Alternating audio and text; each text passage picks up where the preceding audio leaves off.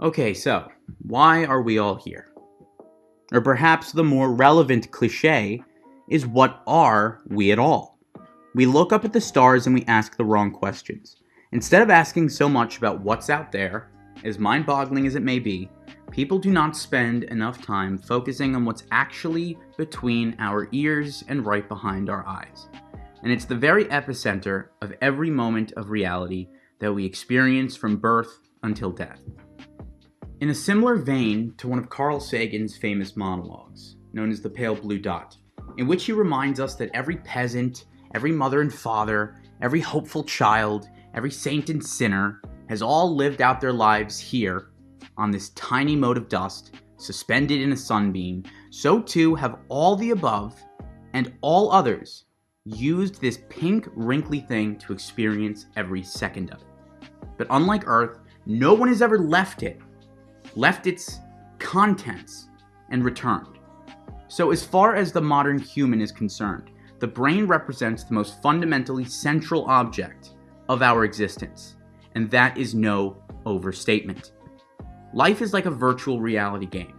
The brain is reconstructing the external world in real time for us. There are parts that are mandatory to be reconstructed as objectively as possible, but then there are parts that can be intentionally tweaked or played around with in their constructions based on various agendas that we might have, either consciously or subconsciously. To put it another way, we can play around with reality in just about any way that we want, so long as it falls within a certain box, a certain domain of parameters that represent the boundaries of our subjective perceptions. Reality is contained within that box. The brain is the very primary distinguishing structure separating sentient entities from any other piece of matter, hurling inertly through space and time. Its current anatomy shows the chronology of its evolution, similar to layers of sediment, all stacked upon one another, each more complex than the last, stemming from the ancient and basal to the vast intricacies of its modern form. Our dreams, motivations, the scope of our reflection, learning methods and modalities, interpersonal styles of interaction, the way we expend energy, these are all sort of captured, in large part, by our conscious algorithm. As such, the mind should be one of, if not the most, prevailing frontiers in the realm of human understanding, and yet it remains a profound mystery. Given the progress we've made in researching so many other facets of reality, this lack of understanding leaves us with a frustrating and costly knowledge gap. So let's highlight some key problems here. The importance of the subject is underscored by many issues currently ravaging the world. We have high rates of depression, suicide, divorce, job turnover, and loneliness. Political polarization and the regression of demographic relations, both racial, ideological, etc. 3. Modern psychology and social sciences set an arbitrary normative as the benchmark for how humans should be, deeming anything that deviates from that standard in any significant magnitude as broken or in need of repair in some way, shape, or form, which is then typically treated through some sort of pill, feeding directly in to the pharmaceutical industrial complex. There is the counterproductive nature of generalized advice. There is no one-size-fits-all for everybody. People will try to put their trust in Andrew Tate or a pop singer or a finance guru and think that their advice will solve all of their problems, without thinking that perhaps the best solutions should be tailored to the individual. And lastly, the lingering so-called hard problem of consciousness. The dearth of brain research, the lack of introspection or understanding of our addictions and recurring patterns of behavior, the cognitive crutches that we run to in support whenever we're in trouble. These things that we don't pay attention to, that we neglect, accrue debt in our life because we are ignoring a part of reality that is still very much real and there. So, without further ado, here's what I'm getting at with all this yapping. If we're going to truly understand the mind without reducing it to a compartmentalized shopping list of illnesses and complexes, we need a language through which to holistically understand and articulate its evolutionarily selected array of functional orientations. What is actually going on behind the scenes that emerges as our behaviors, our values, our goals, our skills, our fears, the narratives we tell, the reward systems that govern our behavior. The primary tool I will be discussing to address many of these questions is a thorough 16-type modification of Jung's original model called Socionics, which I consider a primary candidate to serve as that language. The Socionics model and its various components, despite its apparent complexity, are merely representations of the different ways evolution has allowed for us to utilize the two aforementioned concepts to serve differentiated roles in society. The nature of this language revolves around two fundamental properties of our universe: information and energy.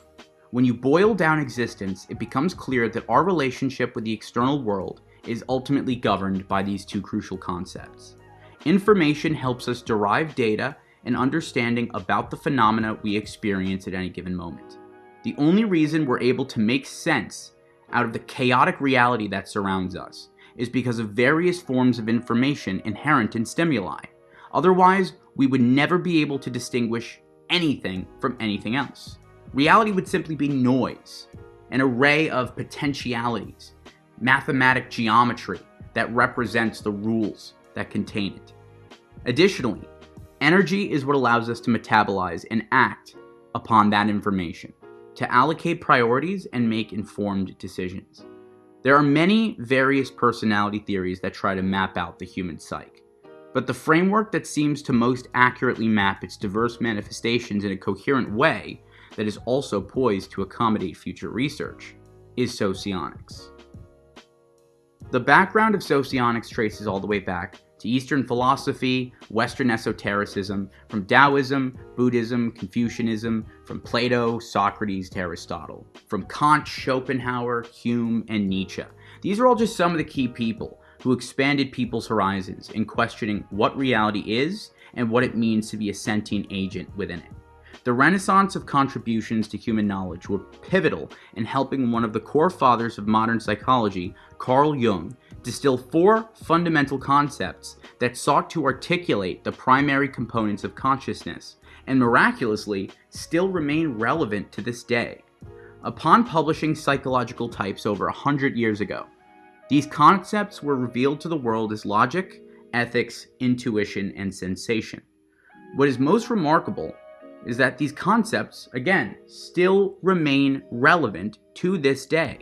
Similar frameworks like the objective personality system, developed by Dave and Shan Powers, sought to do away with the Jungian elements entirely.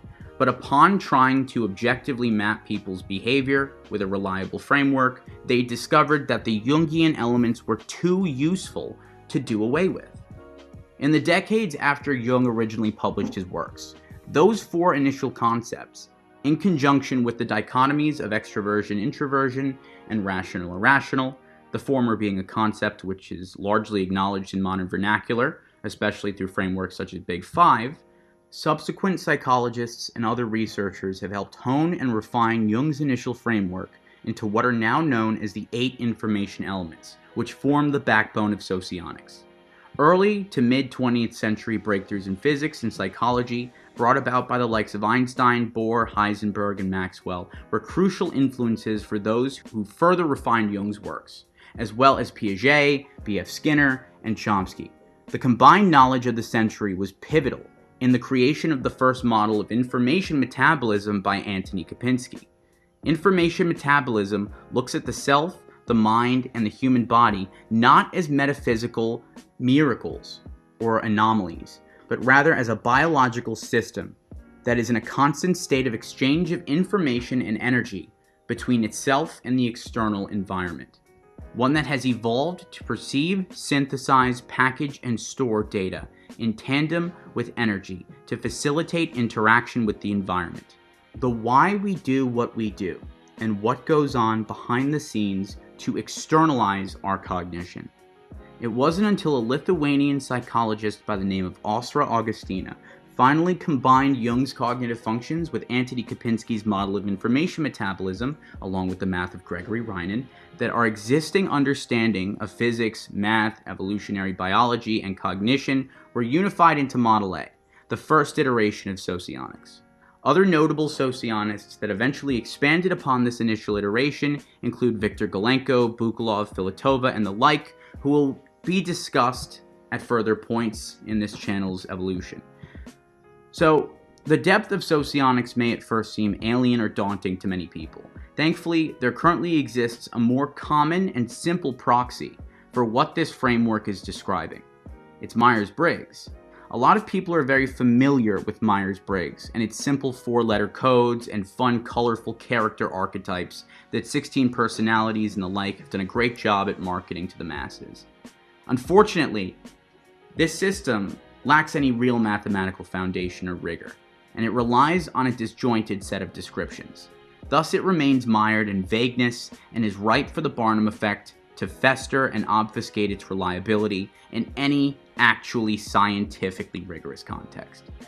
It is essentially pop psychology, but it doesn't mean it's useless. It can at least serve as some set of training wheels to introduce the much deeper mechanics of socionics, which describe reality with far greater clarity. I firmly believe the average person is more than capable of understanding this theory and beneficially applying it to their own lives. Chances are, if you're even listening to this right now and possess the curiosity or interest in diving into the theoretical realm, then statistically speaking, you're unlikely to be the average person anyway. Regardless, not only is this subject fascinating, but knowledge of it has the potential to benefit individuals far beyond what anecdotal experiences with people would probably allow for.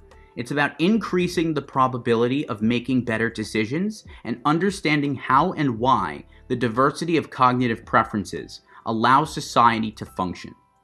Although the specific benefits of the theory will be discussed more in depth in future videos, it's important to emphasize the sheer scale to which this theory can be applied and how it permeates every aspect, just about, of modern society. And despite its complexity, one can choose the level of magnification through which to study this system. At the roots, there are 8 elements, 4 quadras, 16 types, and thus a manageable number of concepts to be understood. It's a small price to pay for potentially revolutionizing one's understanding of what it means to be human. So before wrapping this up, I want to address some key disclaimers. So the first thing I want to address is the cautious attitude that we should adopt toward categorizing human behavior. Being typed is not an attempt to fully define your entire being. Socionics is a theory that is merely identifying the inherent differences between individuals that we already recognize on a day-to-day basis.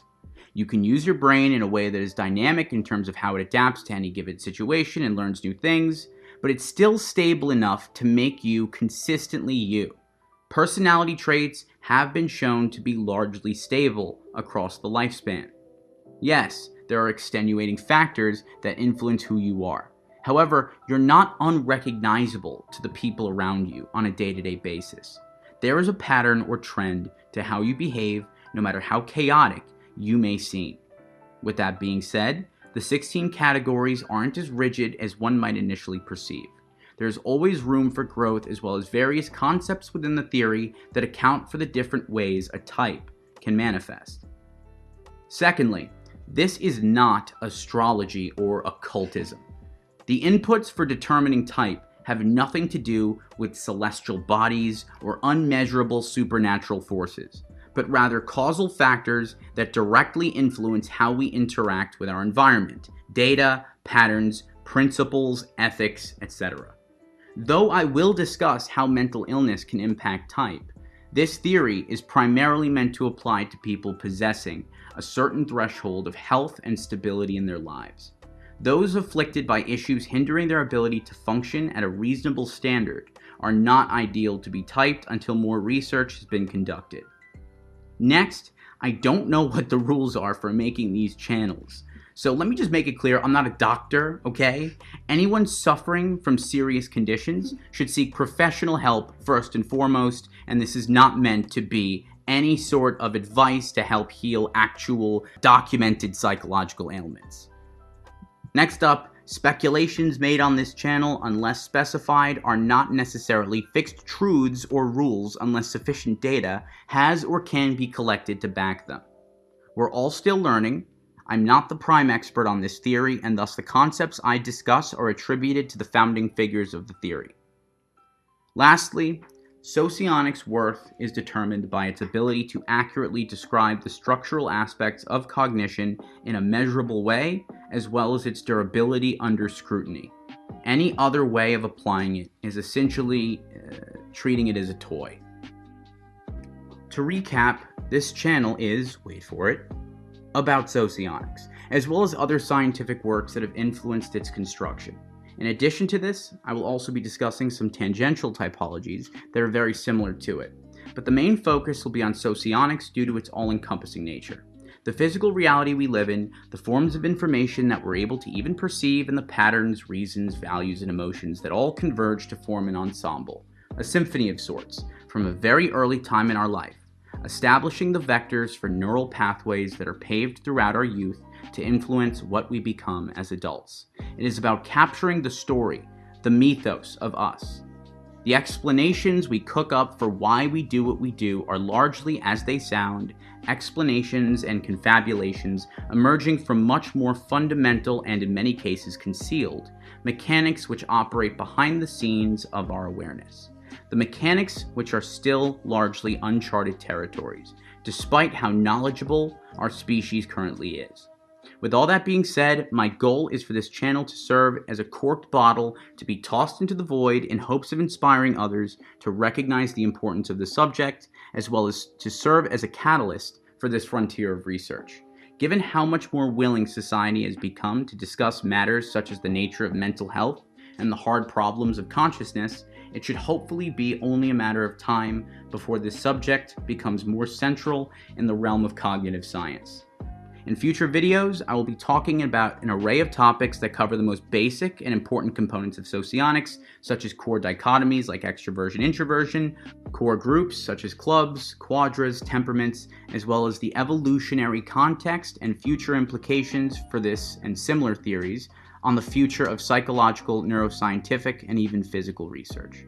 I hope this sets a good premise for the purpose of this channel, and please stay tuned because my next video will be diving right into the fundamental building blocks. Thanks for watching.